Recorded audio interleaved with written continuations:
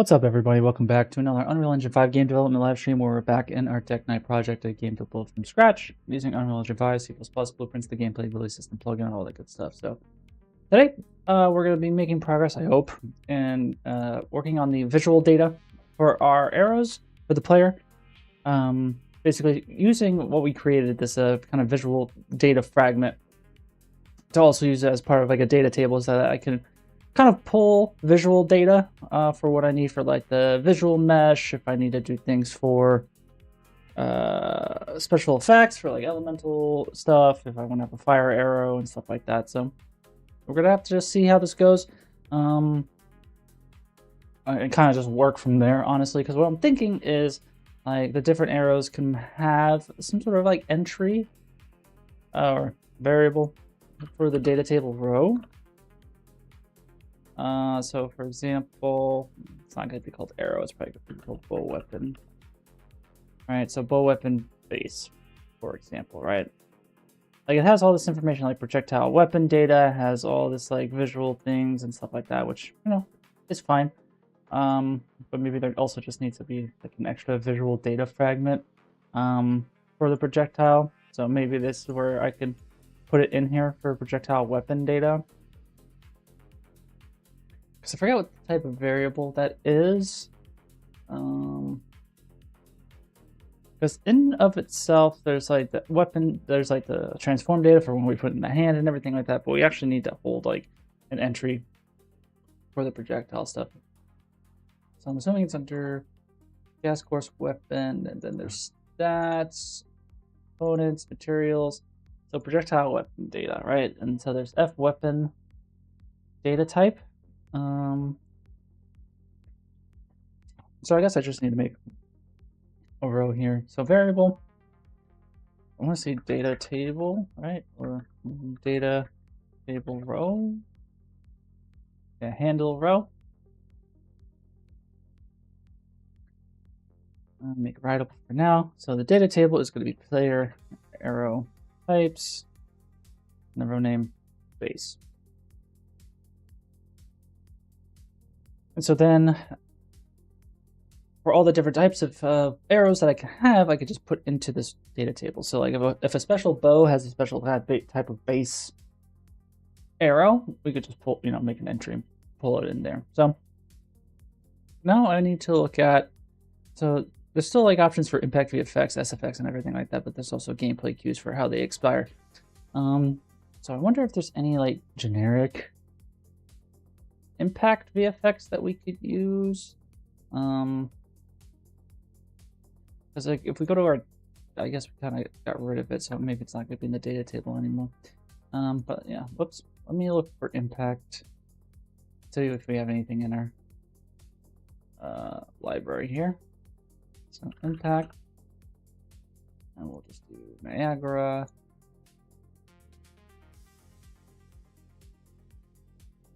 So NS impact glass, concrete, ice. And it doesn't seem like a generic-ish one. Like there's a wood one, maybe we could say it's wood.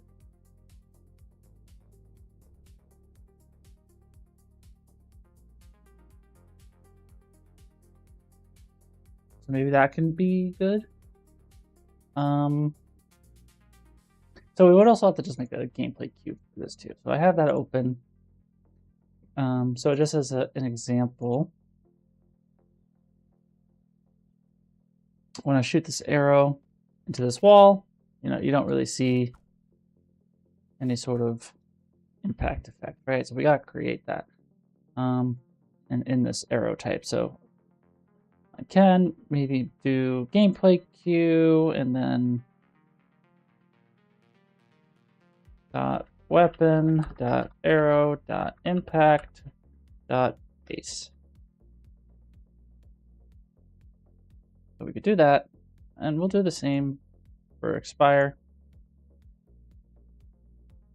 And now we gotta make that gameplay cue, and I think we have an existing set of gameplay cue somewhere. So we have melee impact, for example, so let's just go to that directory. So yeah, impacts, we'll do arrow. New blueprint class, gameplay queue. So it should be able to do. So there's deprecated. Use GC and burst instead. So we're gonna just use burst. So GC underscore arrow impact base. And we can go in here. And, we could add like the different surface types so you get like different impacts for the base. That's always something we could potentially look into. Maybe it doesn't really matter. But yeah, we could do burst particle. The Niagara system is just NS wood. And then burst sound. I don't know if we have like impact wood.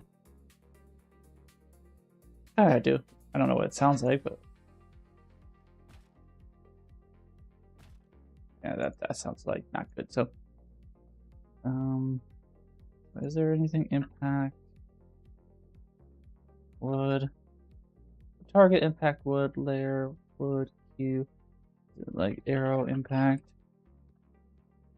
arrow handle, arrow hit. So let's look arrow hit. Maybe we could just. I'll have to turn off the music for a sec. So arrow hit.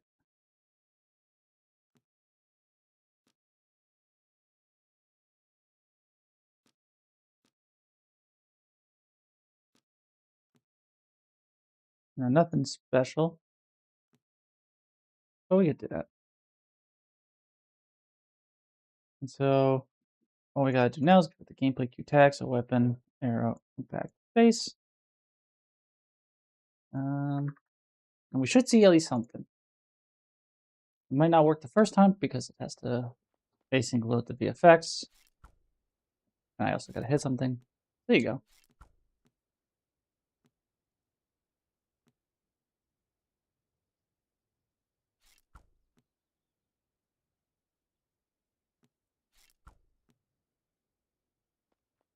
Sometimes it hits the wall. Other times it doesn't. And you also get the expire stuff, which is a bug. But yeah, it always seems like there's delays with like how these things go. But yeah, nothing's so looping fade, outduration. That's only for looping. So camera shakes. I don't think that matters. Camera shakes, flares, decals. Not really anything we need. Attachment, worlds, I think that's all good.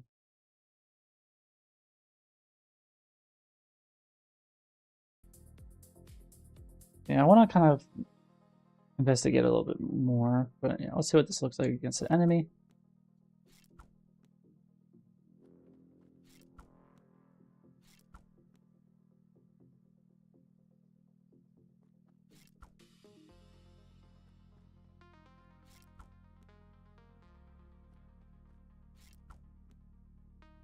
It's super delayed. I don't understand why that is.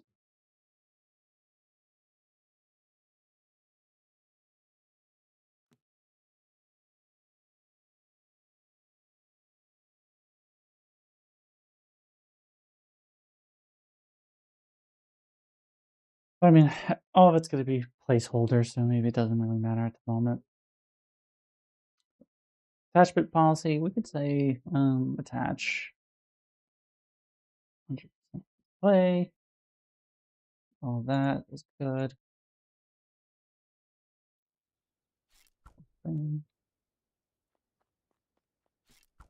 Oh yeah, we may not actually. No, we don't. We don't want to attach.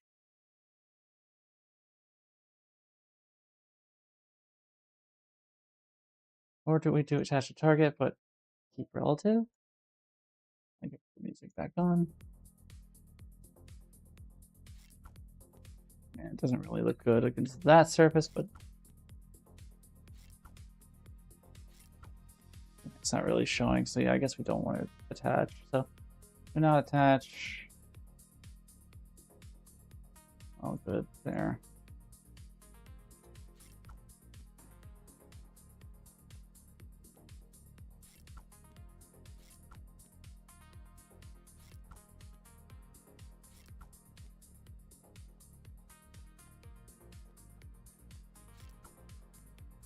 Well, that seems fine.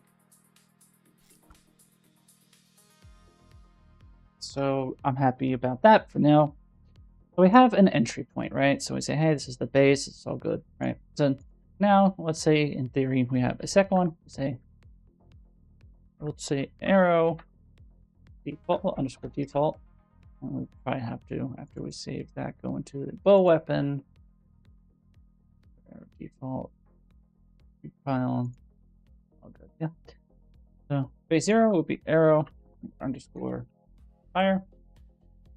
And so we could do the same arrow if we wanted to, but for example, we have this stylized arrow.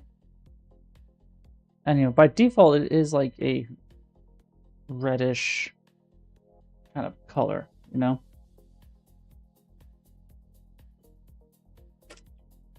maybe it doesn't matter that it's that way. Because like maybe like by default or something. Yeah, this is quiver. But yeah, base color, emissive strength. But yeah, there's no real way to really change it on the arrow. But we could change the emissive strength if we wanted. But there's no like base color variable that we could do, but that's fine. I don't know. Like we'll have to focus on the art at some other time. But let's see. We have NS base projectile, right? So we have blue, green, fixed, muzzle. So this is underwater. And I think I need to start moving things into the proper directory and stuff. So like there's VFX, AOE, trails. So we have NS fire trail, which I don't know if it's being used anywhere. Okay, it is.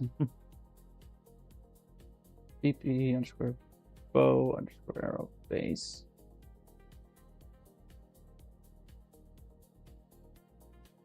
But I don't think this is used anywhere, right? This is an old one. Yeah, we can just delete that. So fire trail, I don't think we'll have a reference anymore. So we can do trails, but then we go underscore arrow. And then we could also do impact or arrow. And then here we have these trails and stuff. I'll just find out this base one, right? So I want to move this here. Oh yeah, I'll have to connect per force.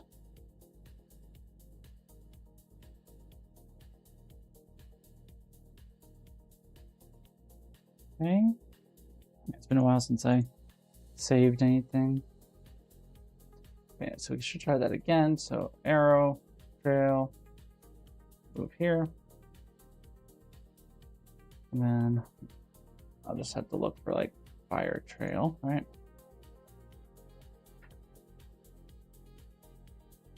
So NS fire trail, optimal one, so we can make a copy.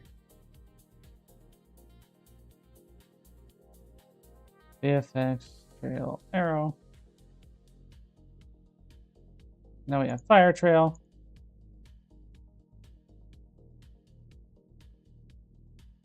We can open up this. And in theory, we should be able to grab this as well. Copy it, I hope. This is my version, yeah. And just paste. And then change the color. Ban the bot band.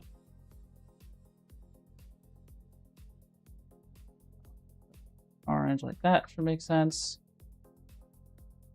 And so then I can go to arrow types, go into arrow fire, do fire trail here. And then just for the sake of example, see if it all kind of works. I can go back into the bow weapon. I'll mark this for add. BP weapon bow base. We have this new var. I should probably say this like so arrow visual fragment. And now I can change this from default to fire. I hope. Am I gonna get a crash? Okay, no. Just took a bit to save. So now in theory, oh, we got a pile error. So yeah, row name, default. So I should probably make maybe a blueprint function library or something that just says, hey, you know, do I have a tag? Okay, find the appropriate default arrow, right? Because what this GA ranged bow attack thing, I'm not getting this from the weapon, actually, so that's something we're gonna have to fix, because it's even though I set that thing in the weapon, this is still gonna be the basic arrow, right? We're not seeing any kind of fire effects or stuff like that. So we need to just smartly get the right data information. So maybe that's where the function library might be helpful.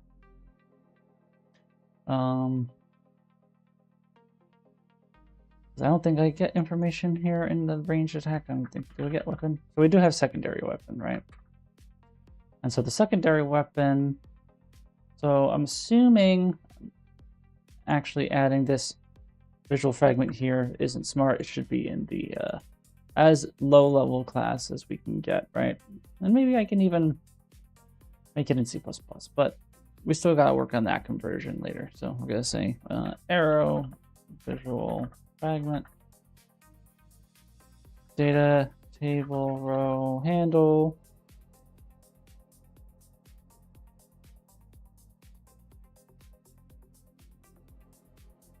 And then yeah, we'll do arrow types by default.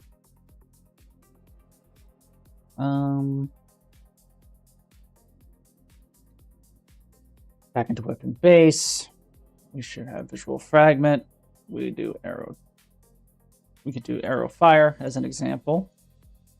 And then in the ranged attack, since we have secondary weapon, should be able to construct visual fragment. Could get the visual fragment. Now can I split this? Yeah. I should be able to just go like this. And then I should have fire. Yeah.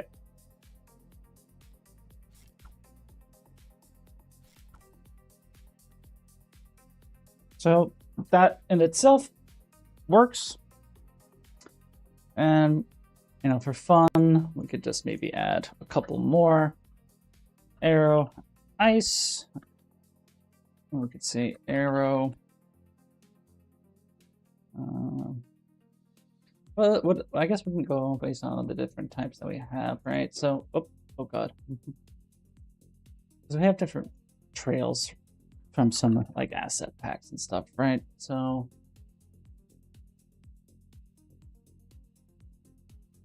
we have lightning and green, so we could use green as like poison. Like we don't have all these status effects. We have fire technically, but poison.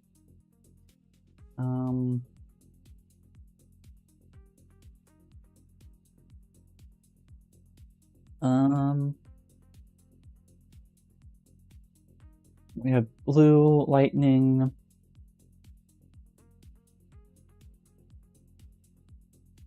See what this looks like, because maybe we can have that like electric. Yeah, electric works.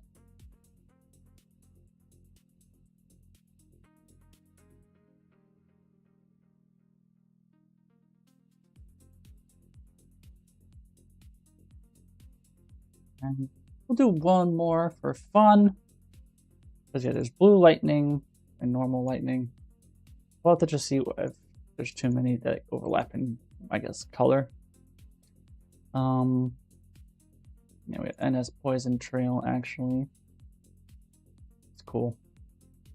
So yeah, let's just go in here, see what we have. So there's Poison, Nature, Holy, Fire, Arcane, Void,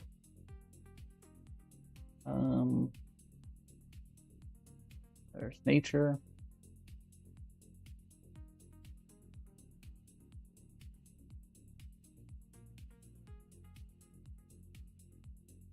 Kind of cool. Because yeah, maybe Nature does like, I don't know, Root or something. So if you shoot it with enough Nature, I'll call it Earth. You can get like rooted. I think that's enough example. So let's go and let's finish the fire one, right? Because we have GC arrow base, right? So we should be able to say GC arrow impact fire.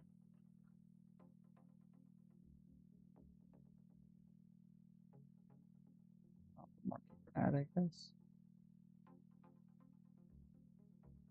Ice. We'll do like a little bit by little bit. So we'll go in here. Instead of impact base, we do fire. Go. And let's go to trail nature. Yo, yo, yo, what's up, Region? How are you, brother? I'm doing good, man. How are you doing?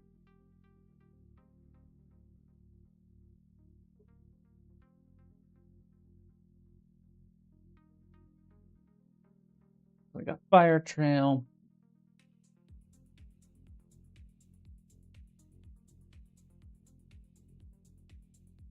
So we also have optimized versions, right, of these things. So let me go to fire and go to impact.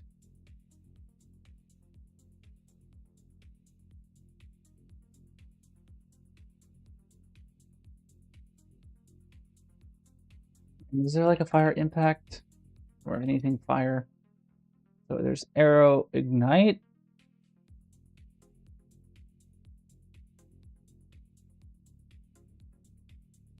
Maybe there needs to be more data in this stuff. Well, I mean, there is the flyby stuff. Don't have like the audio in as well.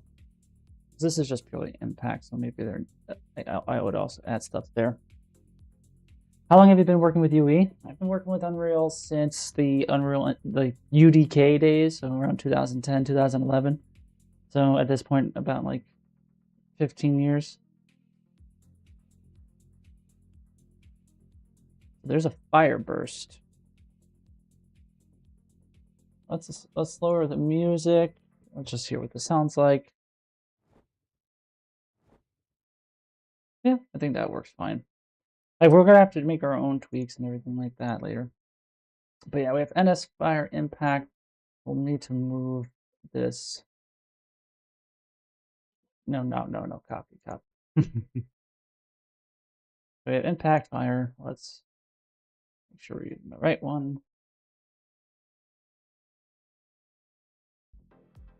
And then,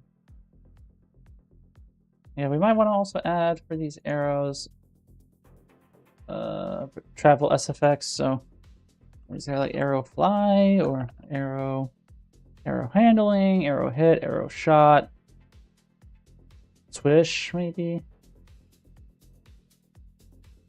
Let's see. Can't really preview that.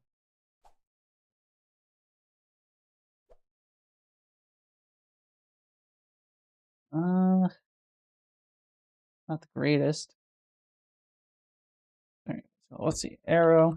Oh my God, you have a big experience. Yeah, I've been working with it for a while. I have, I guess, technically 2 shipped games in it. That was Aquanox, Deep Descent, and then Outriders, and Outriders World Slayer DLC. So,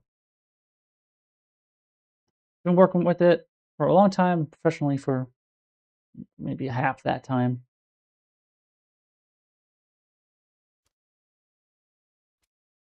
Arrow shot. I think I gotta just do whooshes or something like that, which already kind of exists.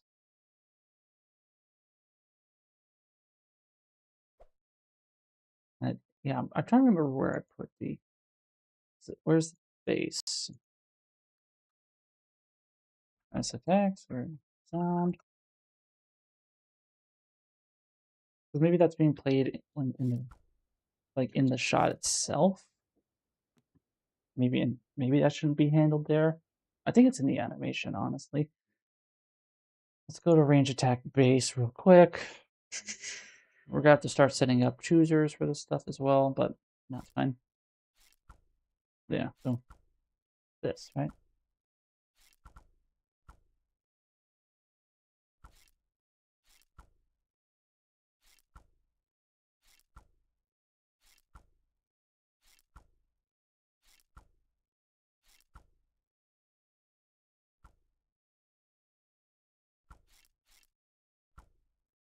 So probably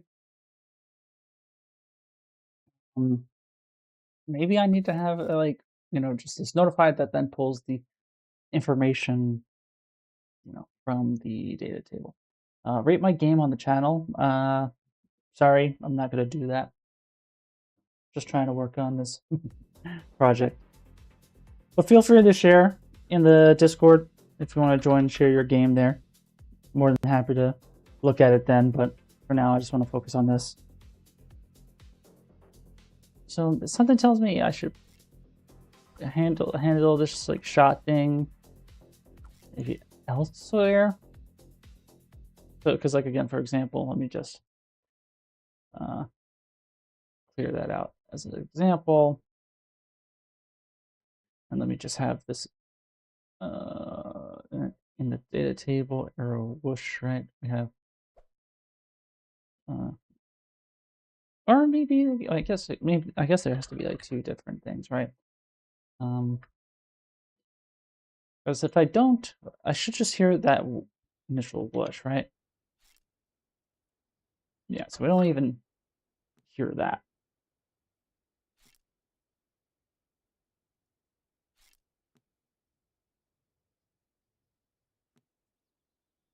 And there's no spatial stuff on the impacts as well. Well, that's weird, but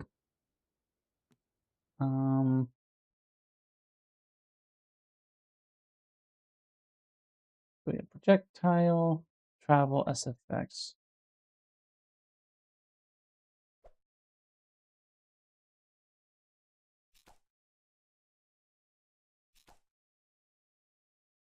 Let me try another sound.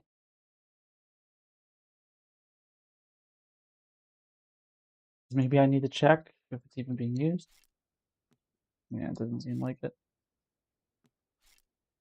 Okay. Let's look in our projectile. There should be travel, right? So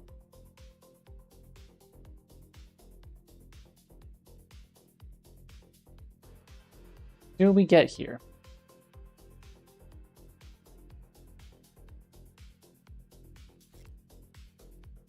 We do. Okay.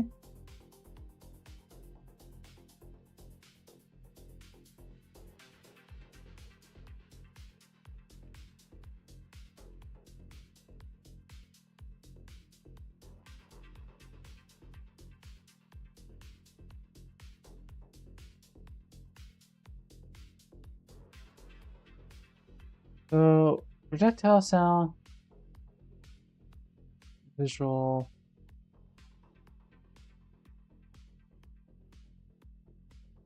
It's not reading the SFX. So that's weird. Let's look at the basic range. Reconstruct the visual fragment. Let's just look here. Oh, I know why. Because we're doing it in the default. Okay. So well, we're not doing. Well, yeah, you know what I mean. So let's back in our base arrow. Let's turn this back to default. And let's see, do we hear the arrow?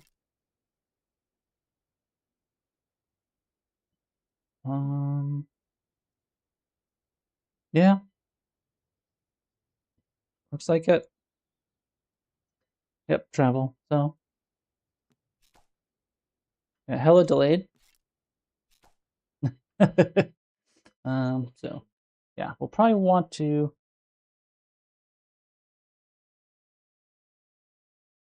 Yeah, it's like just do it in this one. So let's grab this one. Let's revert.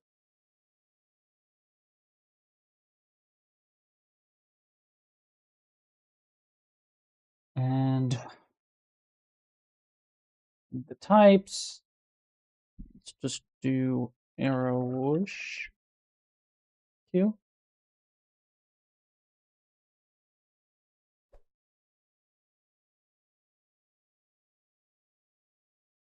And we should hear something.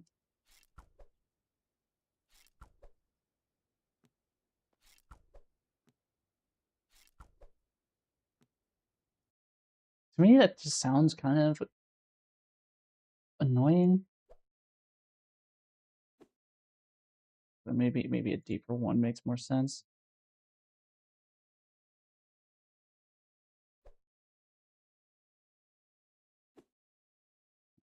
Six. Boom.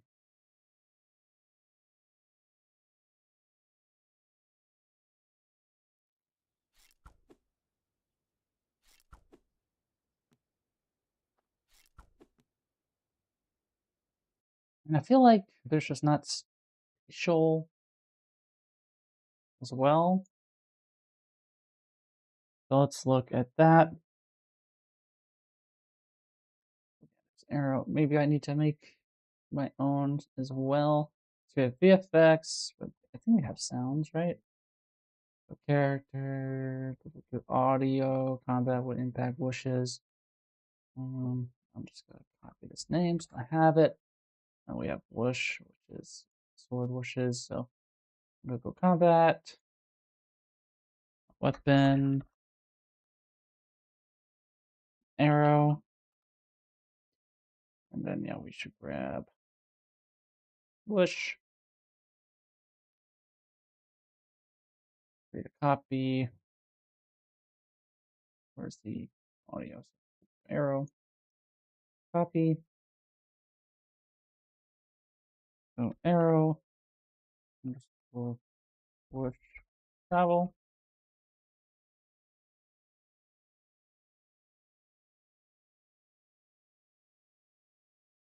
Look at it again. So we have volume multiplier, pitch multiplier.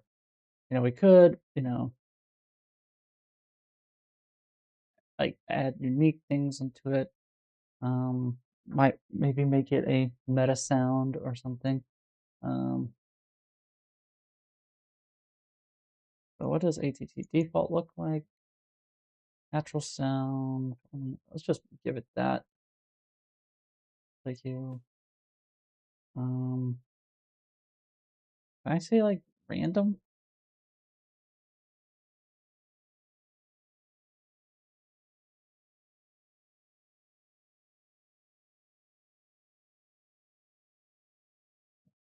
Push 6.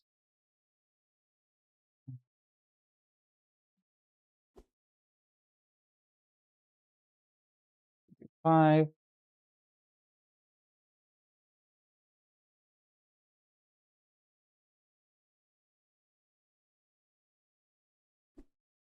4.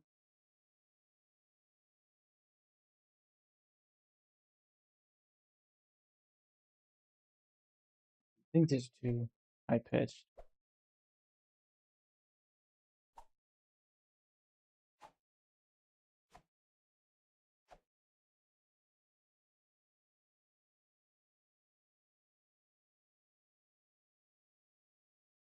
You do something like this, right?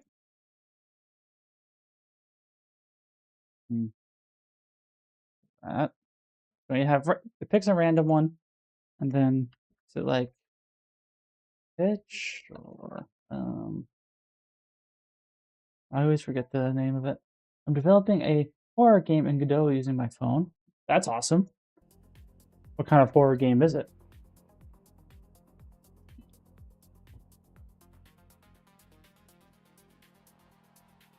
Also, there's modulator. Is that anything? Yeah, that's probably what I'm looking for.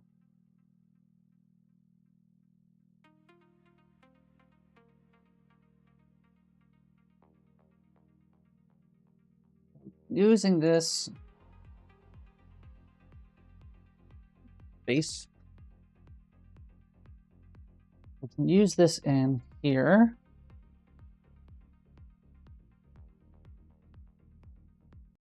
And so every time we fire now, it should be hopefully attenuating and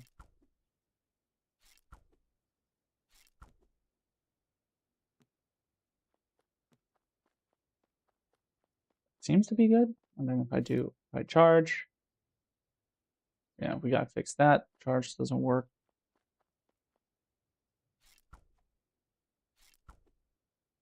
Yeah, that works. I like that a lot better.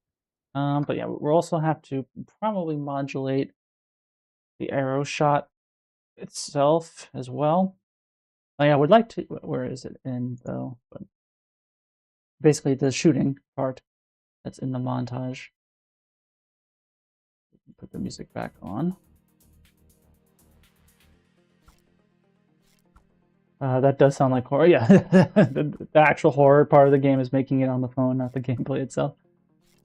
Yeah, so we have this string release, right? So probably we can make this sound different because we have different string releases and stuff like that. So we could do weapon, arrow, we could do bow. And we could just grab this, make a copy.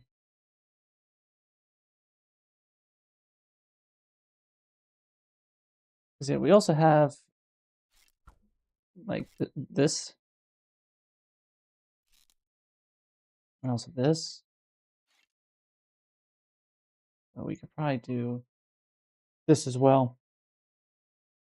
It's like the game called the Not Deer Stew. I've never heard about that. Yeah, you guys should really join the Discord if you want to talk about your games, share your games and stuff like that. Good call out, Talis. I'll share the stream again.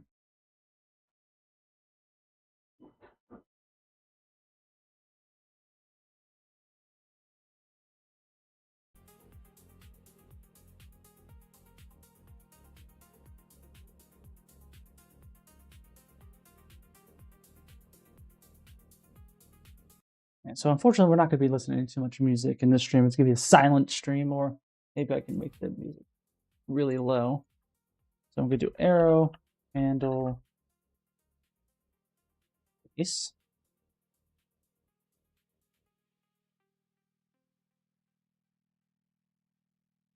Excuse me. And possibly, like, we might have to have different arrow handling cues, where this might need to be like its own kind of notify, where it's like, okay, we play this kind of sound based on the equipped type of arrow.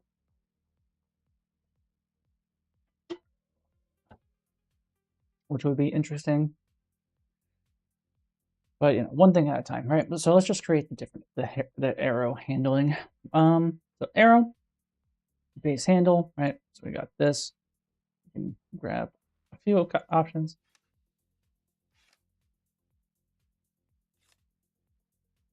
I like these two, so we can probably just random.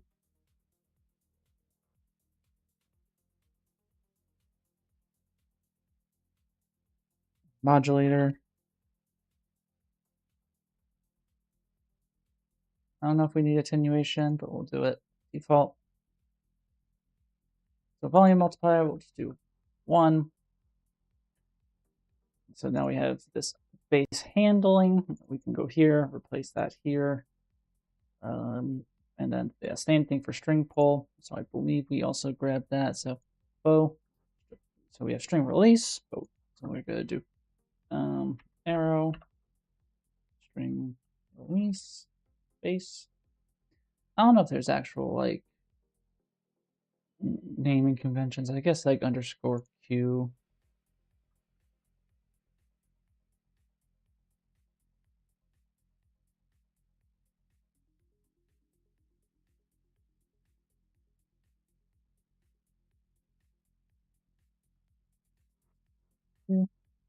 So we have for the arrow push and handle, the bow, we have arrow string release.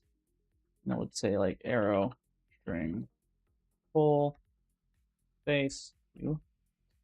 Then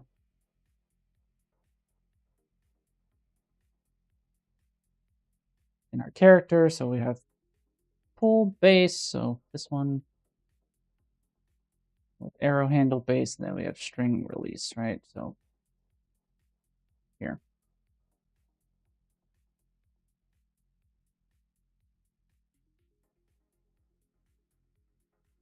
Let's see.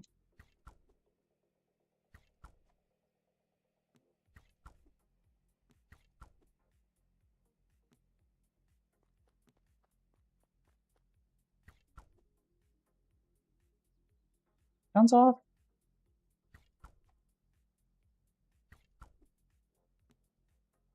Did I put...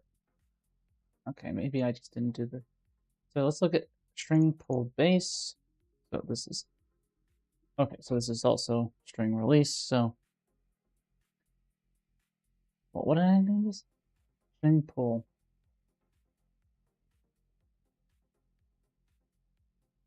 This is that, right? So let's grab a few. Oh, pull one. Don't like the sound of that. Pull two. Don't really like the sound of that. Sort of, yeah. Let's...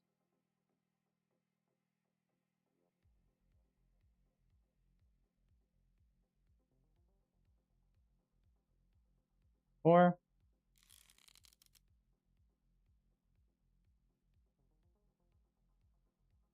Yeah, I think I can work with that. Five. Yeah. Six.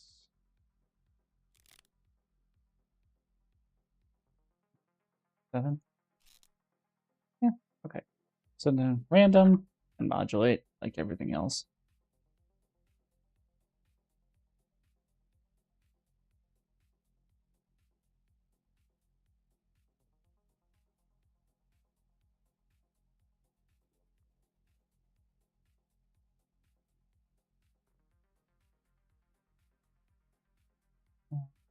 Continuation, default. Let's see.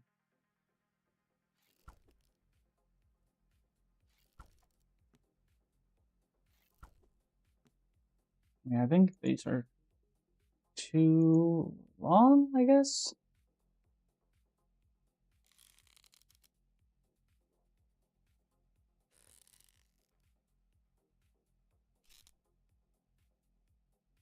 I feel like is 3 short? No. So 7 is pretty short. So let's see.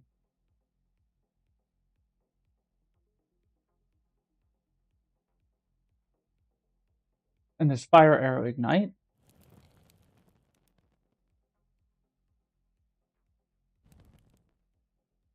That would probably be nice to have for like the fire ones, for example. Yeah, is there anything for... Yeah, I always forget which one we're looking at. So arrow pull. No. What? How do they name this? Pull? String pull? String pull. And it just seems like, I guess maybe we just need to put 7 into a modulator.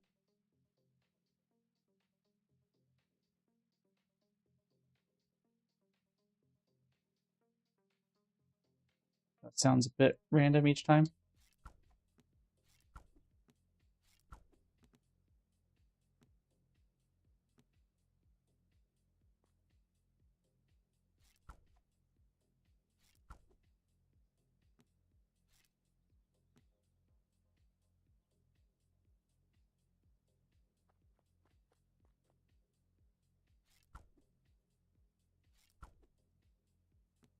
Then the actual, the arrow handle, that's the pull. Then we have release.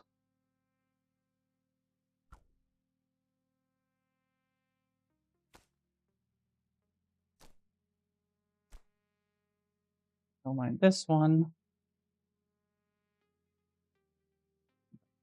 5.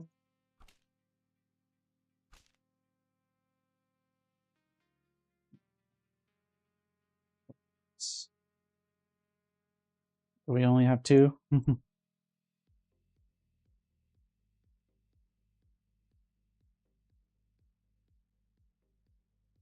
It's not the end of the world. At least they'll have some randomization.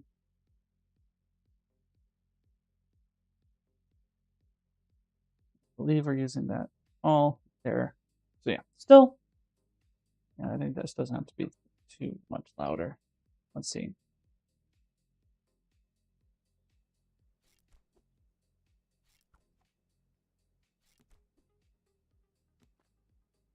I think it's not too bad. Let me just go full volume. Yeah.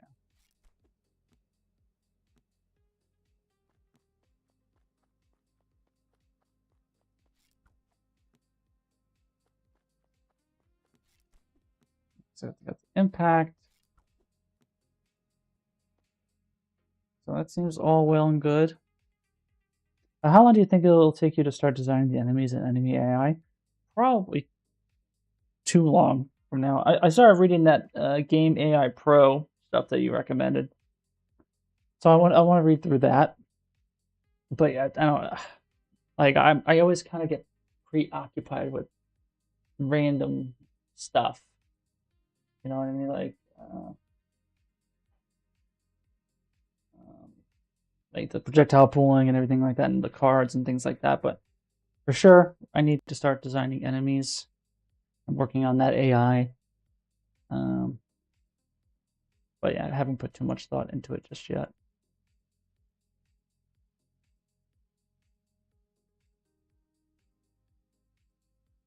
Where's the... Yeah, maybe this needs... Well, I guess I could just do it in the... A bit more here, like 1.3 or something.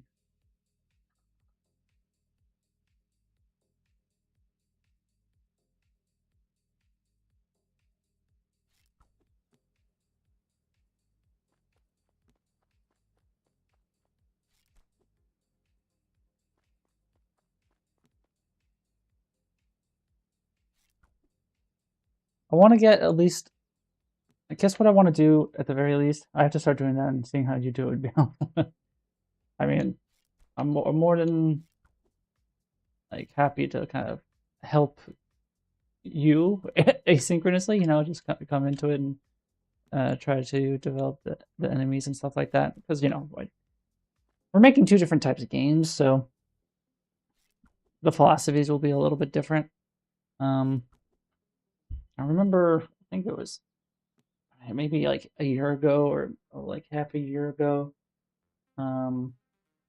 We had, I forget her name. It was some designer who had worked on a couple of different games. She worked on like some of the Batman Arkham games and stuff like that, and she kind of talked about the different archetypes of enemies that there are. So I can't remember much off the top of my head, but I would that what I plan on doing is studying those archetypes again, because because they have different names for different things, right? Like you have brawlers, you have flyers, you have healers, you have like all these different archetypes. So basically, I want to study those archetypes and then just see how they fit into the gameplay loop that I'm looking into, and seeing how I can combine, mix, match. How can one enemy mix the archetypes? Can like do like what are some rules? Like, do all enemies need to have a ranged attack? Do all enemies have to deal damage? Or can there just be pure healers? Like what like and then from there, knowing what those archetypes are, you can kind of get a sense of what the like attack patterns and attack arrangements should be and stuff like that. So I'll see if I can find that information. So enemy AI archetype. Um,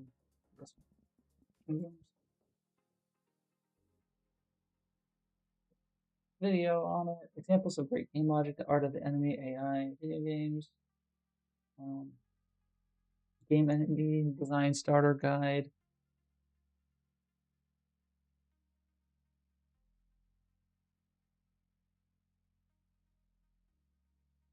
I guess it just depends on what you find. Enemy design and AI for melee. Yeah, for you specifically. Well, I mean, every game probably needs this, but for melee and heavy combat focused games, AI need to have things for like tells, so you know when to try to parry or when the best opportunity to dodge or whatever the case might be. So yeah, once I develop the daggers and maybe one other weapon type, then maybe I'll have to also. I'm trying to think. Like I guess I can maybe start working on an enemy. I would need to fix. Like I have one enemy.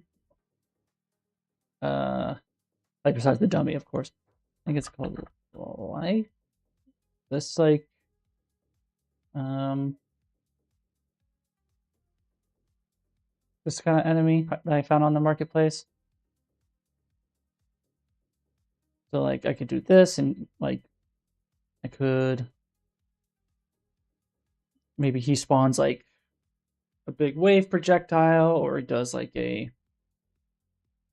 kind of like a summon thing where he summons an AoE around the player and he just tries to move away and then like if you get too close maybe he teleports or something. So like emergence, like he could just like disappear. Like maybe you can play this in like reverse, so it'll be like and just disappear and then come back up somewhere else, So basically he'll move from place to place and teleport and he'll try to do AoEs and maybe like spells, like just kind of based on the animations and stuff. Like this could be like a projectile. It goes like boom. So like we would have to retime this one to look a little more interesting. I can show you maybe how I would do that. And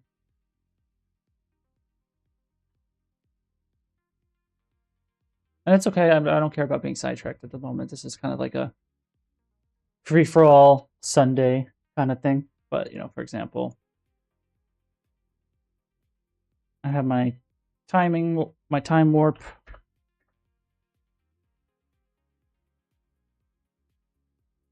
So like I would probably, looking at this, I would try to hold maybe this pose a little longer.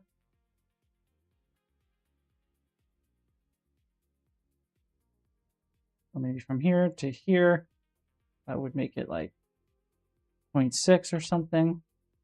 So then it goes like boom, or maybe even lower. So he goes like that, bam, you know what I mean? So it could be like a tighter window. And then from like here to here, we could, make it like you go back to 1, but basically go from maybe 1.5 down to 1 again. So he has like that big anticipation and then release, right? So bam.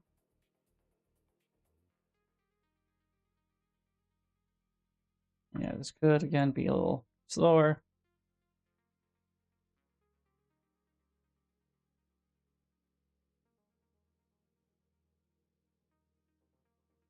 Maybe this could be moved. Maybe this could be higher. Or maybe the end can also be a little bit higher. Or maybe it could be a curve,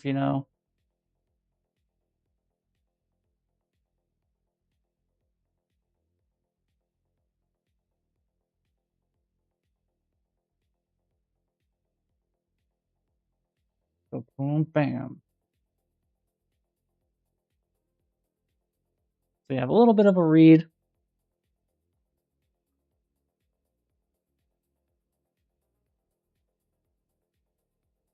maybe it can also be similarly going down, right? We go 0.6 down to like all the way to 0.1. Auto. You kind of get that like, so whoop, bam. Probably too low. Let's see, we could say like 0.25. So whoop, bam. And maybe the entire animation can be 10% faster. I tried to make something like this a couple days ago and failed, deleted everything. Can you share it on Discord when you have free time? Are you referring to this time warp?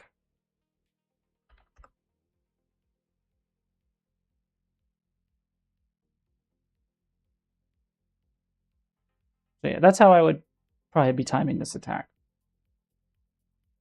So whoop, bam. You kind of get that like, you get that like pose, and that's where your moment's like, okay, I need to dodge, you know, or I gotta try to interrupt it or something.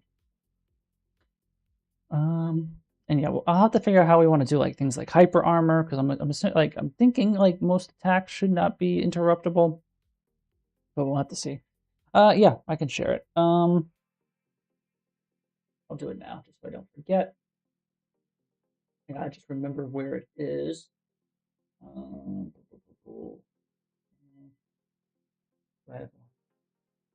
Animation, notify, no, character components, tree, player.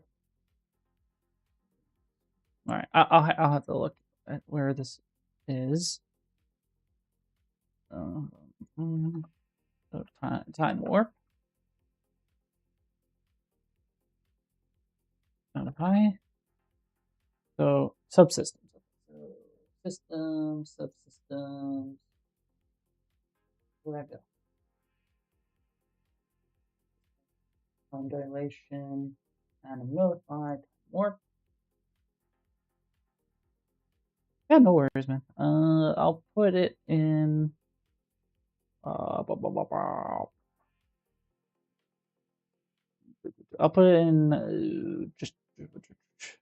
I'll put it into just general. So there you go. So yeah, that's what I'm thinking. For the attack, you know, and then you know, right around like, you know, here, you know, is where the spell would come out. So maybe this could also be, you know, all the way out to like there. You know what I mean? So you get this. Whoop, bam. I think that looks, you know, pretty good. We'll have to see. So it's pretty like that's how I'm kind of designing enemies, just seeing what assets I can get and just start thinking around that. Because like there's also attack left and attack right, you know. So like maybe he like has like fail safe attacks or something where if you get too close and his teleport's on cooldown, he will try to attack. And like the same kind of retiming is, I think, necessary here. So like there needs to be a bit more wind up.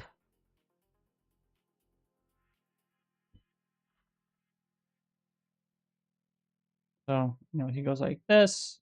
So basically from like here-ish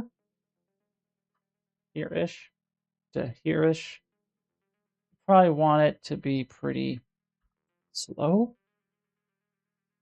So it's like that. Maybe not that slow, but you know, slower.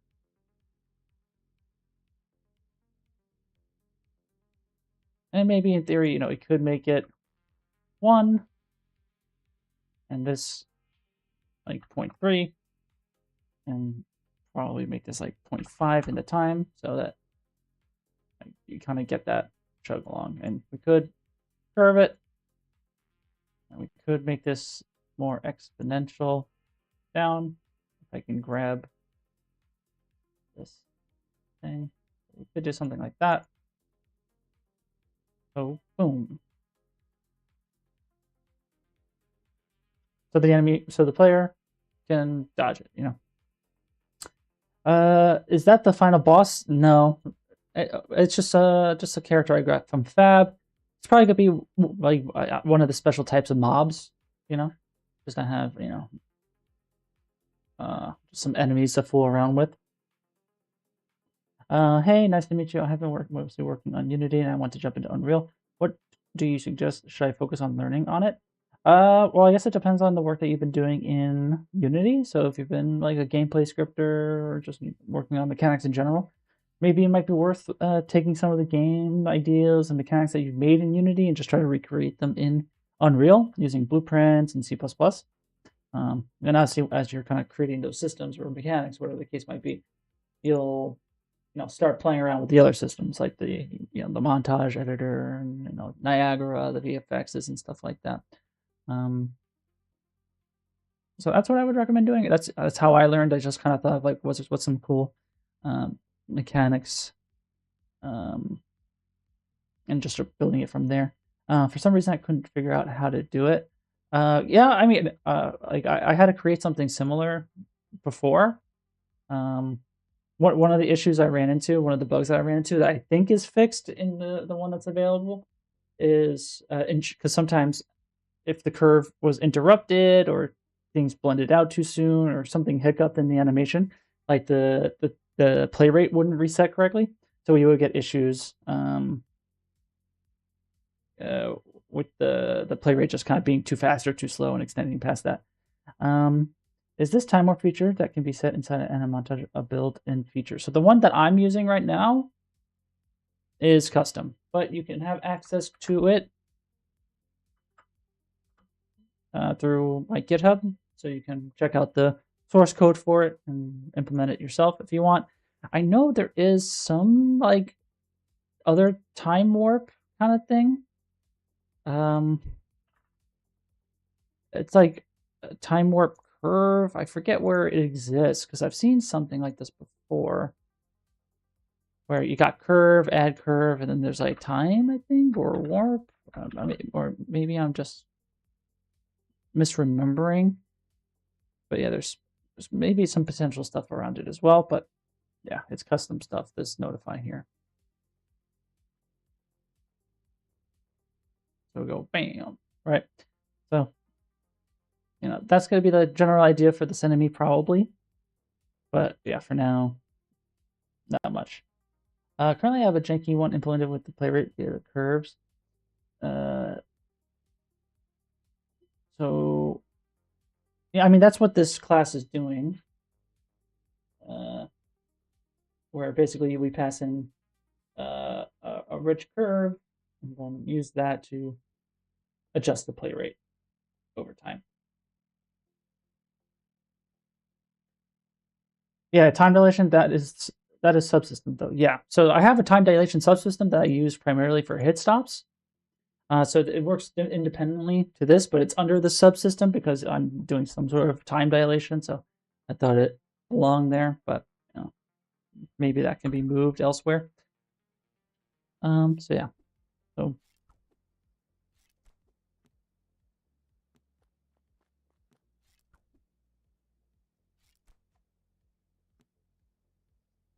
yeah, there's one bug that I need to iron out, I think, with the projectiles as well.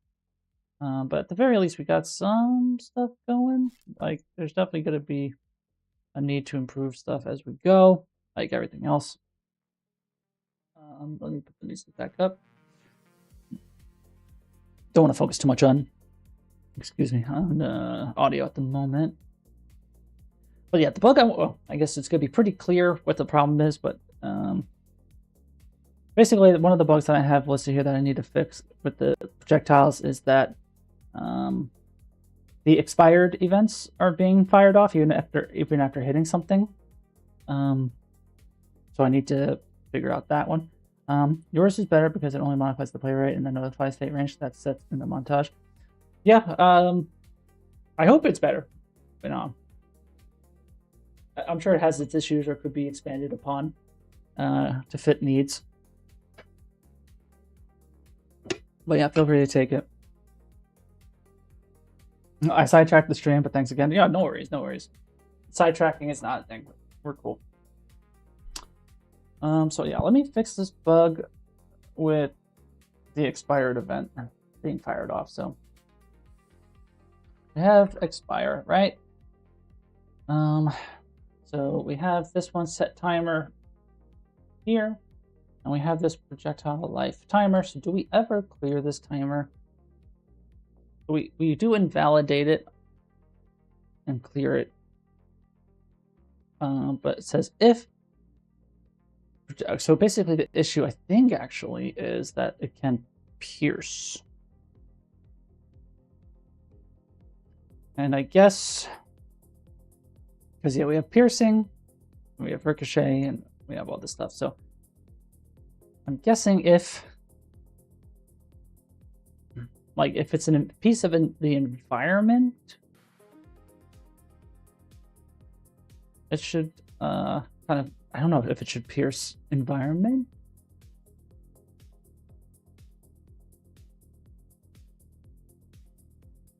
But yeah, I guess at the same time too, like the impact stuff maybe needs to be, you know, attenuated as well for the audio.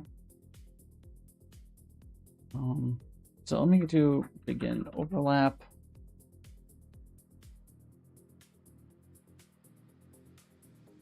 All right. So this is when we ignore a character. So if it doesn't contain, and we say is a, we handle like that, right? Otherwise, we do the hits and stuff, and then on projectile hit, get down here. Again, because it's piercing.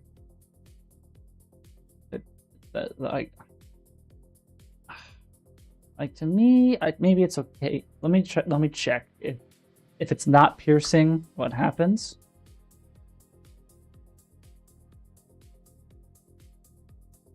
Well, I'll have to lower the audio again. I'm gonna hit this wall. Yeah, so we still get.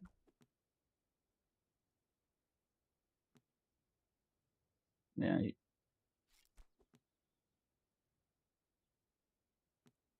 But yeah, we still get the extra sound there.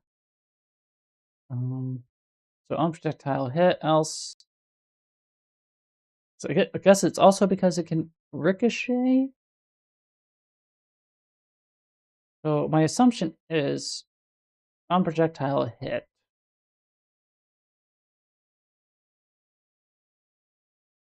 I'm gonna say and other actor is that class. So even if it ricochets, if it doesn't hit a character, it's gonna just die. So let's just see if that'll work. We can put our music back on now.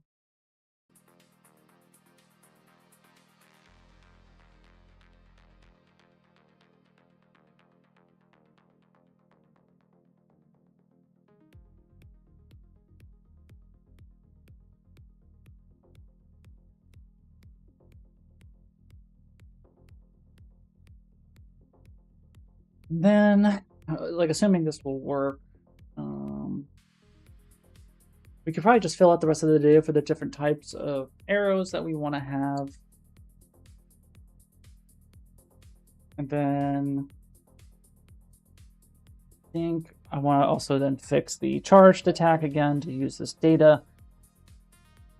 I then also think I need to make some sort of library or something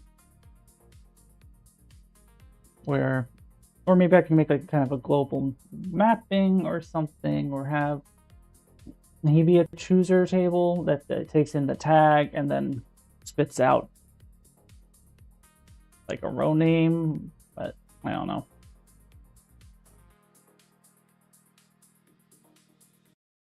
So let's see.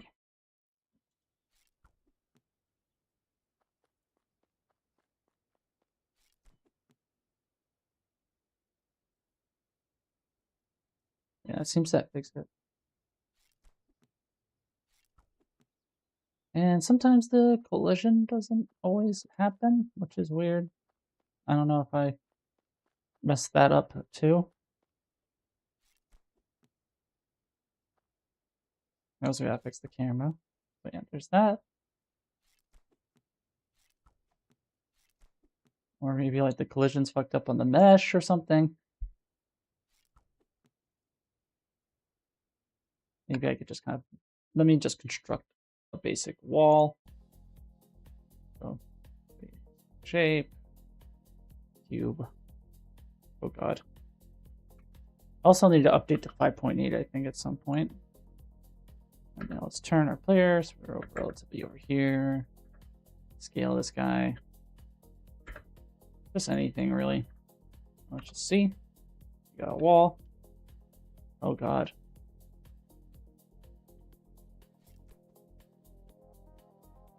Oh yeah, and the wall needs to generate overlaps.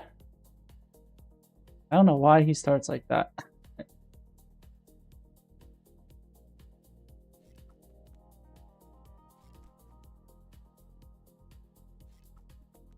Oh yeah, there's that.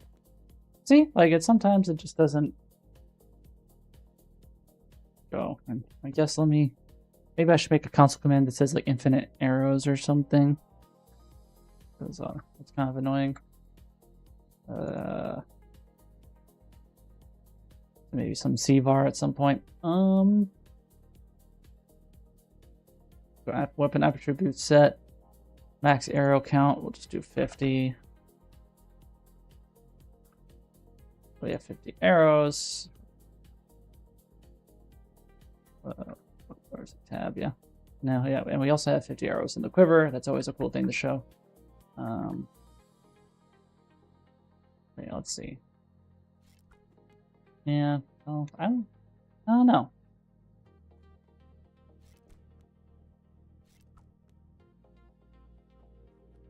Or does like the overlap happen, but like it connects internally or something? There's that. Yeah, it just seems very inconsistent. I'm not too sure why.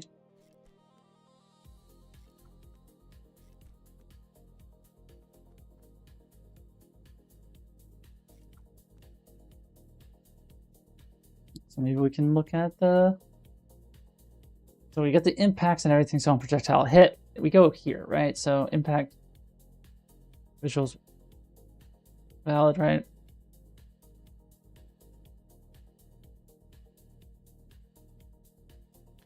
Maybe we can just draw a sphere. So draw sphere. Get world.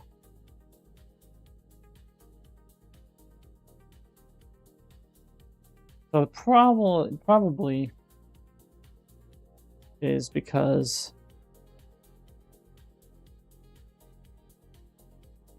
of this.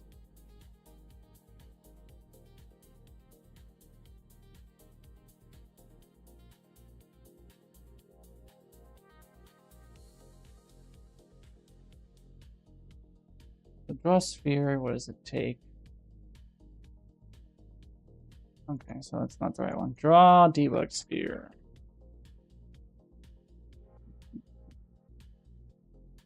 Just do 10. And I'm curious how often we will hit that breakpoint. Because yeah, if we get the actor location, probably isn't smart to do it that way, right? I should probably get the location of my arrow instead, in this fallback case anyway.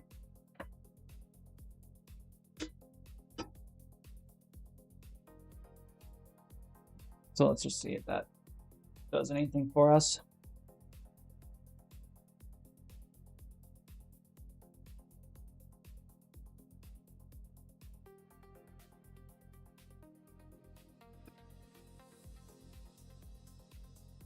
So I'm assuming I'm gonna get a breakpoint at some point, right? Yeah, here, right? So if it's not a blocking hit, we set it like that. So that's probably the issue. So can I just say get actor location? That miraculously fix it?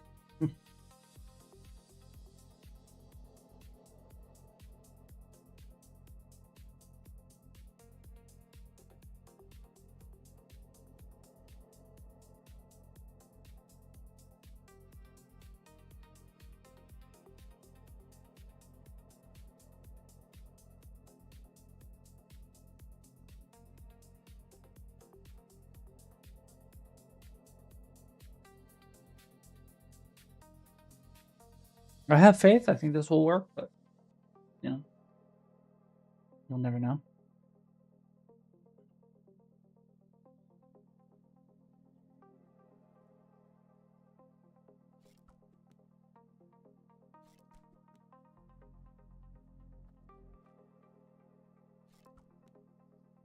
Yeah. So definitely an issue.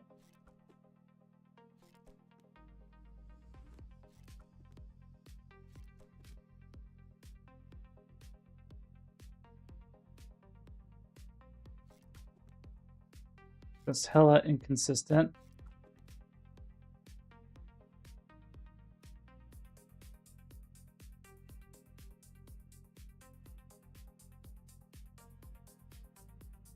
I mean, because like the information that we're getting is from the sweep anyway, right?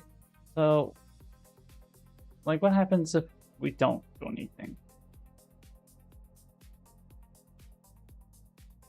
Because, like, do I have to make it the continuous collision checking as well? Like, can that be a parameter in the data potentially where, you know, for certain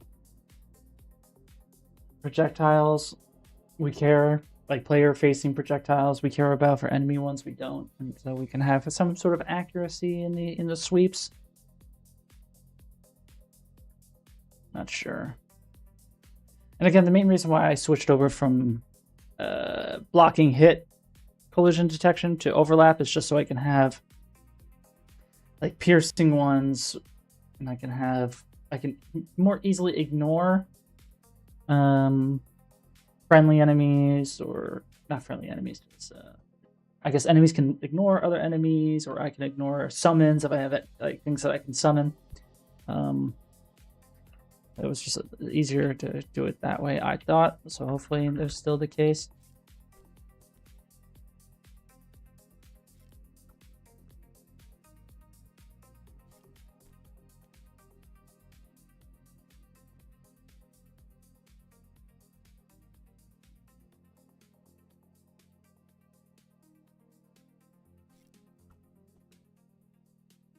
It seems at least more consistent.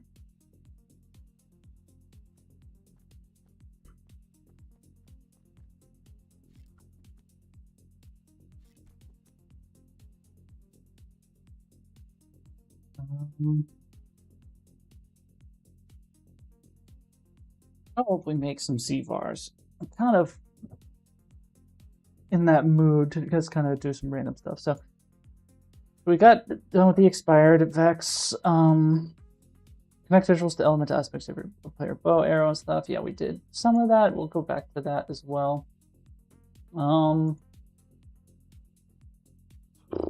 Let's just add the CVAR. So I know we have a weapon base class, right? Go to weapon base. And I know there's some examples in my targeting.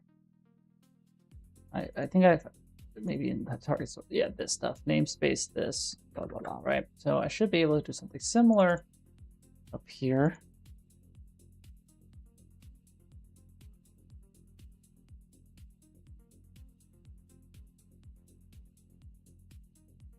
So I'm going to call it gas course underscore weapon system CVARs, and we're going to say B ignore weapon ammo, And then we'll do F also reference variable CVAR enables. So this, when enabled, ignore ammo consumption for weapons. And then yeah, gas course debug dot weapon dot ignore ammo. And then CVAR enable. So I want to call this CVAR ignore weapon ammo. I think that should be enough. So I'll need to file that. We'll see. Confirm.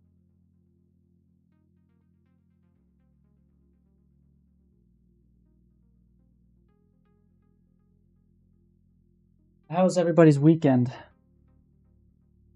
Everyone have a good one. I went out last night. Drank a bit too much. Suffered in the morning. But it was a good time. It's good always to spend time with people. I don't go out too often just because I'm just so tired. But every once in a while. Good to see the world. So build succeeded. Excellent. Muy excelente. Yeah, I hope everyone's excited for the week, the upcoming week. I know I am.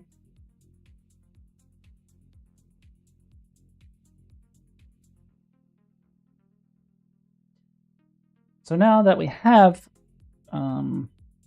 this CVAR, we should be able to go into our bow weapon base. And, eventually this would have to be, I would like to convert this to code, actual C++. For now, let's just do as much as we can in blueprints. So all we're doing right now is constructing the weapon component, add projectiles to pool. If I'm not mistaken, there should be somewhere. Maybe it's under the ranged attack. Let me look at that ranged attack. Basic, because there's somewhere where we're also, modify arrow count, right? So here, I suppose. And maybe this could be something built into the weapon itself and not a gameplay ability or something, but whatever. Good, I had some time to play some games. Oh yeah, yesterday, was it yesterday? No, Friday. No, it was yesterday morning. I managed to beat Haste, and I managed to beat Rage. It turns out in my last save for Rage, I was at the very, very end. I just had to do one last combat encounter, and then I won. I was like, oh, okay. And then Haste, I was on this final, I forget what this is, like the final machine or whatever the last kind of boss thing was. I got stuck on it for so long, I had to look up how to properly beat it, so I had to change the item I was using and kind of get used to that new gameplay, and then I finally beat it. So now I'm jumping more into Kingdom Hearts 3, focusing on that, and still focused on Horizon Forbidden West, because as soon as I'm done with Horizon, I'm going to jump more headfirst into Crimson Desert, and I'm still going to be, what am I trying to say? There's still some roguelikes that I'm playing on Steam Deck as well. And I bought the Steam machine like an idiot. I couldn't resist. So I should be getting the Steam machine this week. I don't know what I'm I think I'm just going to be using it as like a second gaming PC, because like my current PC has, I think, 2 SSDs. Each is like a terabyte. And so I sometimes run out of storage, or I get really close and low on storage. So I guess it would be good just to have another second space for it. So yeah, we have this modify arrow count, right? So I should be able to get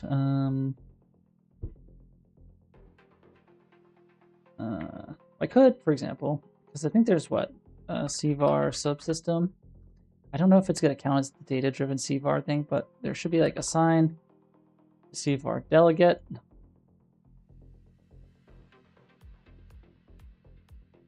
And then the name hoping this. So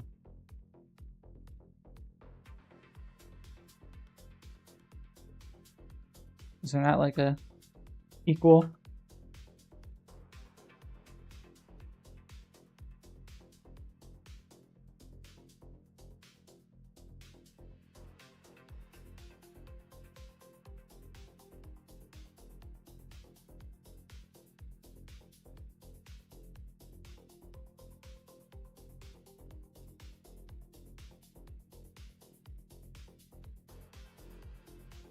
Infinite ammo, and I could just say not infinite ammo.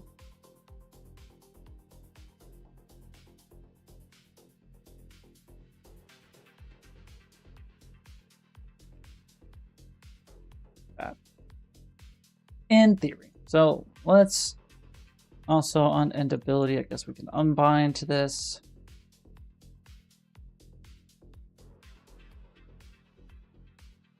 The Twitch stream collapse, is that still going? Okay. And so unbind delegate.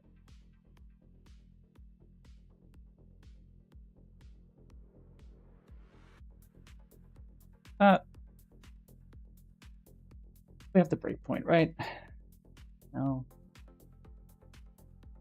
And so my assumption as well is like we might need to change it, but let's see. So ignore ammo, right? Do we have anything? Yeah, I guess. True.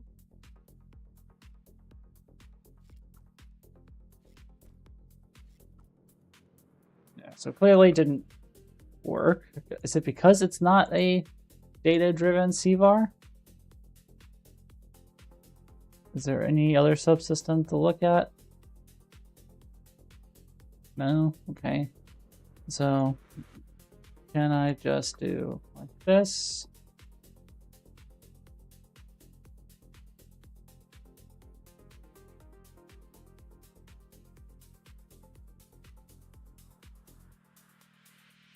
Oh, we got a kitty visitor. Hey, boo boo.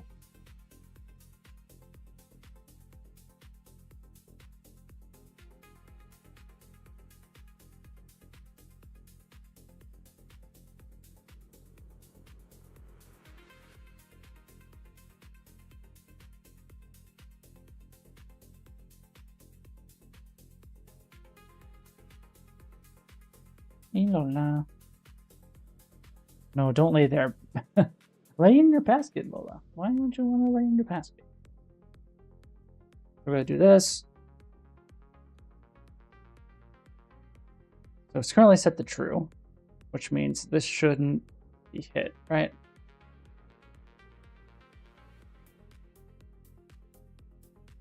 Yeah. So we effectively have infinite ammo now. And then if I make this false, I should get the breakpoint. Do. At this point, we have not infinite ammo. And then maybe I can turn this on again. And then we have infinite ammo.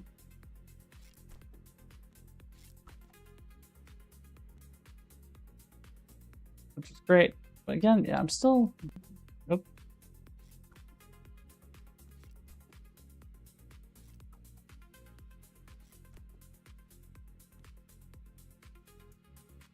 I'm still getting crazy results here. ACAX, what's up, my man? What's good? What's good? Am I, like, did I not save overlap on this thing? Yeah, generate overlaps. Oh my god. Kitty's just laying right on top of everything. I can't move the mouse.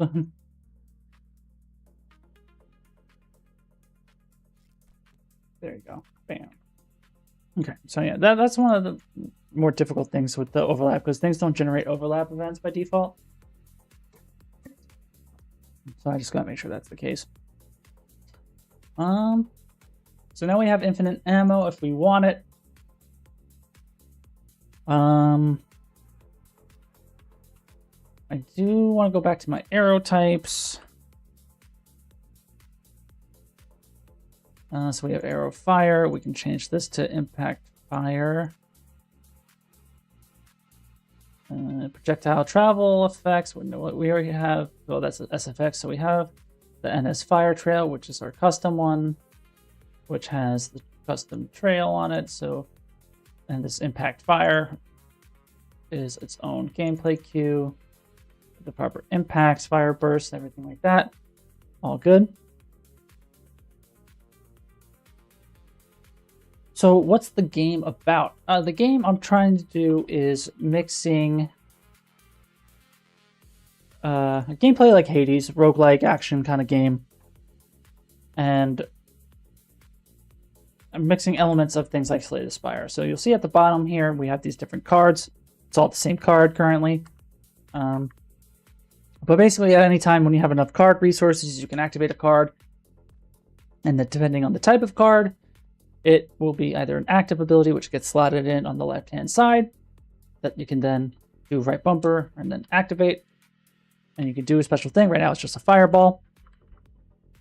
And so when you turn yourself into a fireball, you can kind of go through enemies, make them go on fire, and you know, all that stuff, right?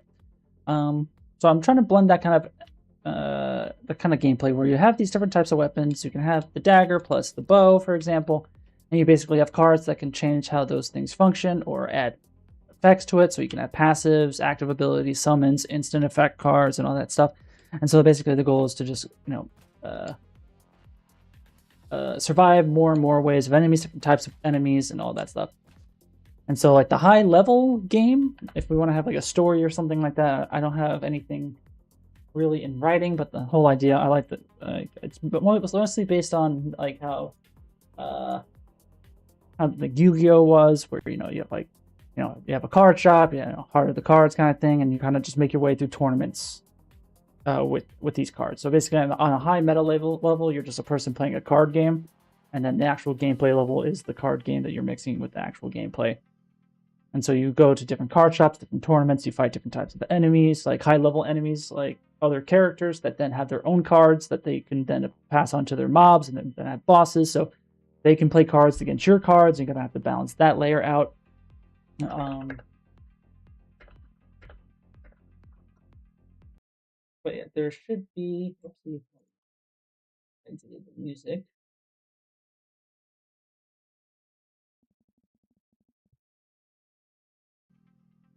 But yeah, you can watch. There's one of my videos that is about it. Let me send it.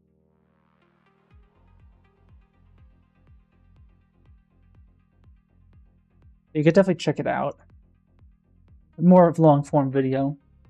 But yeah, show your support, check it out, watch it. Should answer the questions.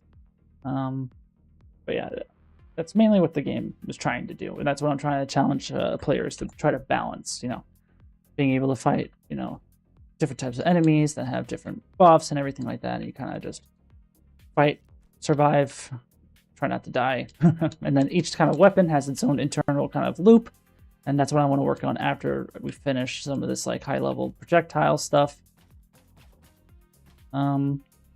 So right now, you know, the dagger just does damage, and then you have like a hold version where you kind of push through like that, and then you have like a whatever this will eventually be. So that's what I want to kind of design, what the kind of builder spender loop is, how it can make it interesting, and then how can cards emphasize that, flip it on its head, change it, and stuff like that. So right now we're just kind of working on arrows and things like that. So we have fire arrows, so we'll have to go into the weapon. She gotta jump into the basket. Let me help you. We got Kitty. Oh. There you go. Let's see if she'll stay there. But yeah, we've been streaming about an hour and a half now, so we're probably gonna end shortly. I want to at least look at the fire arrow again, and then I'll have to look into what the damage pipeline looks like that. So if you have a fire arrow, you'll deal fire damage instead of normal damage and stuff like that. Cool. I have a question. Like, is the cards are like power-ups, or is it a main kind of thing for the weapons or attacks? So it's power-ups. Like at any given time, you can do your basic attacks, your special attacks, your arrows, and stuff like that. Like that's not, like the only thing limiting for arrows is you have the quiver. You only have a certain number of arrows before it ends. Right now I still have infinite ammo, but you know, so every time you shoot, you spend an arrow, and then you have to wait till it refills, and you can use it again. But yeah, for the attacks, you know, you just have your basic combo, and you have a special, and then either a defensive action or a special action, something like that. And so what I'm trying to achieve is, like, as you're using these attacks, as you're dealing damage, as you're killing enemies, you're earning more card points, whatever we want to call them, and that's what the circles on the right-hand side of the screen are.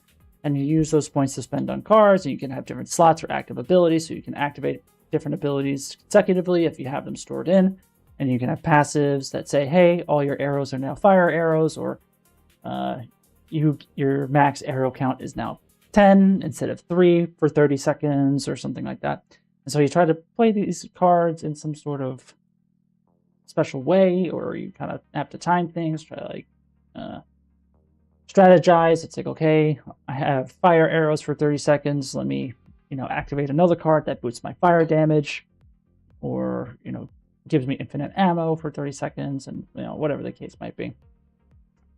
It's going to be kind of tricky, I think, to really let players know what is currently active and what's not active, you know.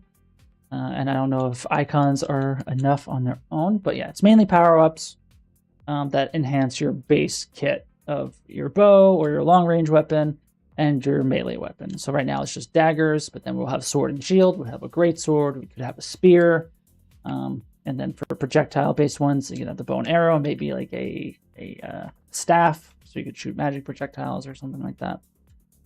And just kind of seeing how they all kind of flow into each other. And so yeah, you have your basic arrows, and like the arrows have different types of properties, or you can make them ricochet, you can make them pierce, you can make them anything you really want them to be. So I think mine are still ricochet. So for example, I shoot one arrow and it hits him, and it hits him again, and then like the example I have is like on hit or whatever, I get 2 or 20% crit chance.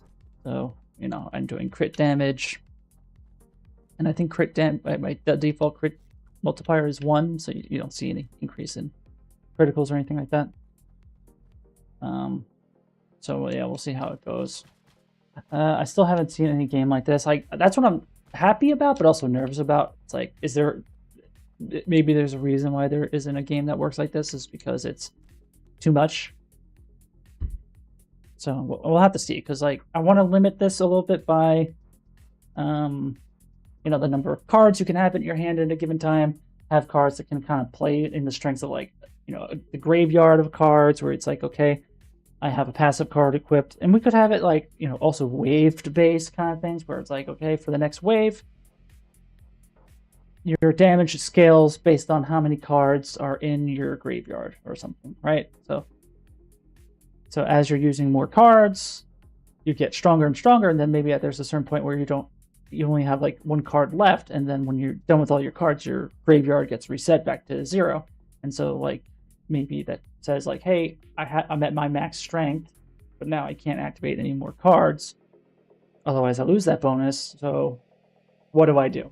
Do I just try to use my mechanical skill to try to survive and not rely on those abilities, or do I reset and kind of build it back up again? You know, I don't know, but those are just things I'm thinking about.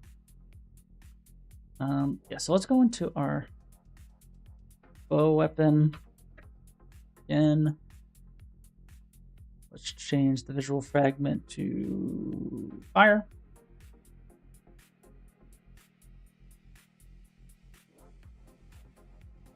So we have all this: arrow, bow, fire trail, impact fire. We'll have to do the travel SFX as well. We'll just grab this for now.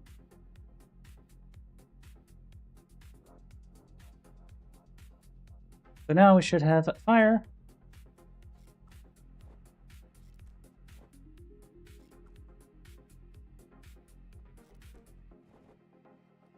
And then I need to also map this to effects on the enemies, because right now it still deals like normal damage, doesn't do burn damage.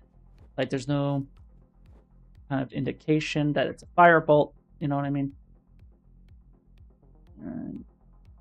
So I'll have to figure that out too. I'm assuming I'll need to just use gameplay tags, just be like, yeah, arrow type dot, arrow dot type dot fire or whatever, and then using that as like switches to be like, okay, you're gonna spawn this type of arrow, and then in my damage fragment, I'm gonna be saying, hey, pull information from this table. Say, you apply this kind of gameplay effect for burn, like a burn stack, stuff like that. From Software has a card game with real time, but it's like a Pokemon game. Huh. I didn't know that at all. So yeah, let's set up ice as another example. So we have fire trail. Let's find ice trail. There's one for like optimized, right? So folder, and then we have trails, arrow here. Copy. Going to the ice trail. And we can also go to the base trail, copy the ribbon, go into the ice trail. Change this to like that icy blue.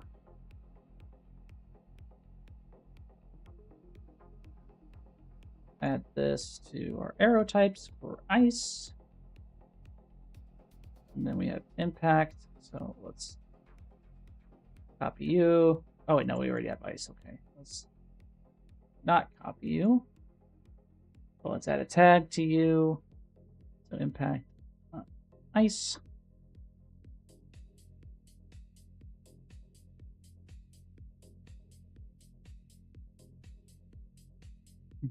Feels good, to be honest. I want to do some too, just like you, but I just started in Godot. Trying to learn from scratch, so any thoughts about Godot? And I used their GD script. So, yeah, I tried. I'm not saying I'm actively learning Godot, but I also have Godot installed, and I tried learning there. But yeah, since this project is in Unreal, I'm just gonna stick with Unreal. But should I start learning C++ or C#? So if you're in Godot, I think it's fine to stick with GDScript. Unreal uses C++ and Blueprint, so it just depends on like if you're trying to learn Unreal as well. And if you are, I would jump into C++. Like it's a mixed bag of like some people prefer to learn Blueprints first and then get into C++. Others the other way. I learned Blueprints first. So pick your poison in that regard. But yeah, if you're just in Godot, GDScript I think is enough, honestly.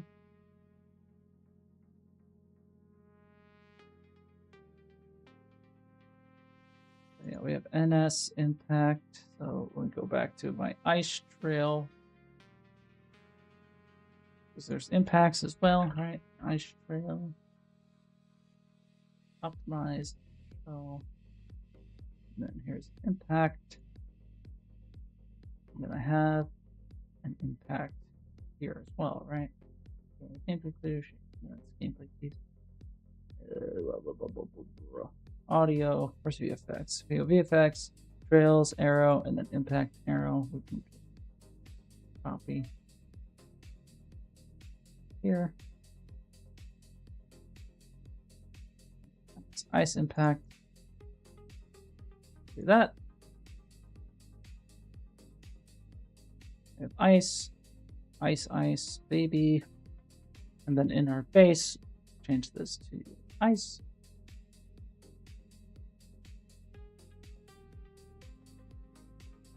And then we should have a nice arrow.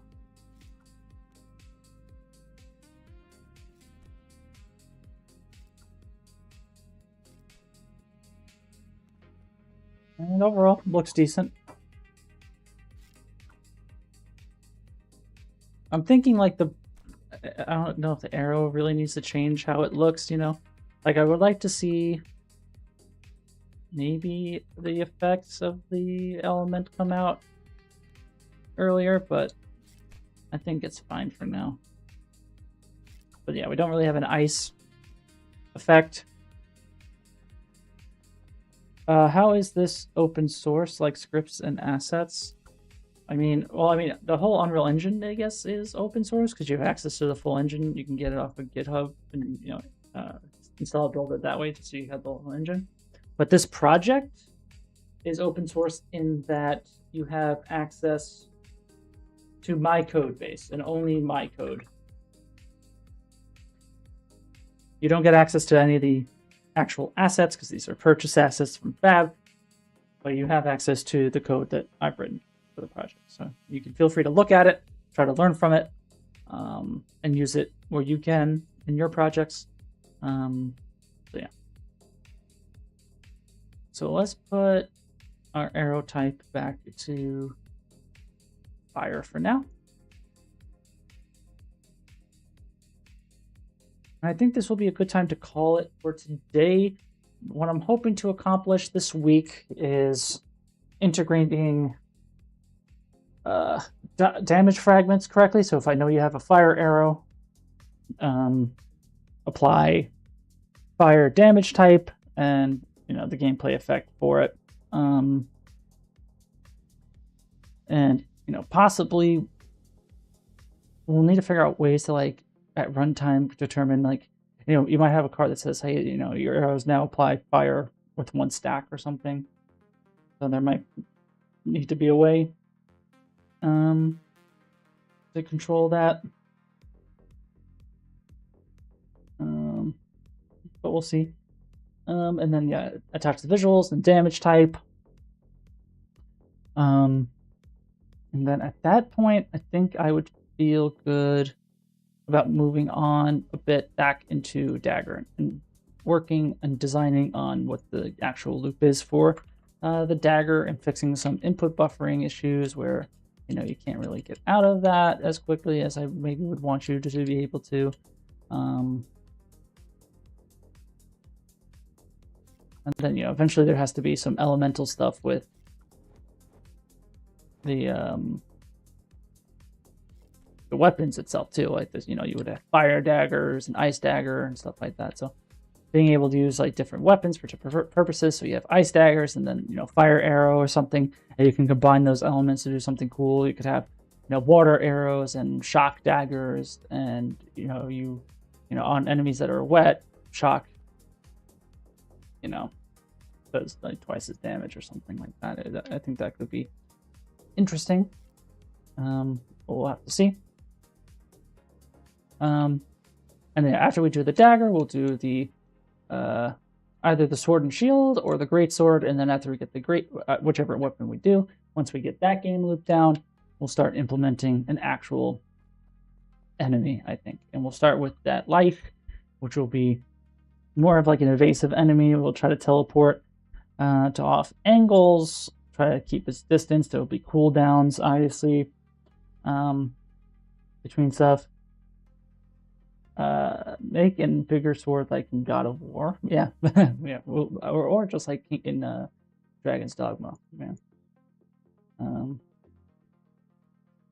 So yeah, like the enemy can teleport, try to hit you with projectiles, do some melee swipes if it has nothing else, and then we'll have to start balancing things like health, because I also want to improve the health bar, because right now the health bar doesn't react too well. I want to have the gray bar that kind of falls along the main bar, so you can see how much damage is being done. 100 health is also maybe a bit too high for these beginner enemies. Got to start thinking about balance. But try to find the fun there, and at the same time try to start thinking about more cards, seeing what issues come up when trying to design and implement certain cards, and try to fix my systems to support that a bit better. So yeah, we got still amount on our plate, but I'm looking forward to it. So that's where I'm gonna end it for today. Thank you guys so much for watching. If you aren't already following me here or subscribed here on YouTube, make sure to do so. If you're watching on Twitch, make sure to follow there on Twitch. And like always, feel free to join our Discord, share your game, try to learn with us, share progress, share knowledge, share resources. We all want to try to learn, get better together. So I look forward to seeing you guys there. So we'll be back on Tuesday if all goes well. So until then, enjoy the rest of your weekend. Have a good week, and I'll see you soon.